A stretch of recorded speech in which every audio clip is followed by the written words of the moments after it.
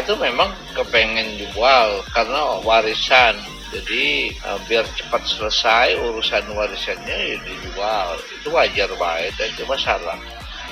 Jadi bukan masalah pengaruh oleh pandemi ini ya. Tidak situ. Ya, kalau menjual aset itu selagi hitungan bisnisnya masuk bisa jual.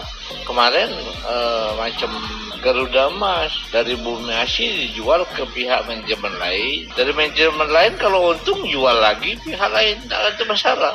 Namanya aja perdagangan. Ya. Bukannya uang jual karena butuh oleh kopi, tidak. Memang nak jual niat.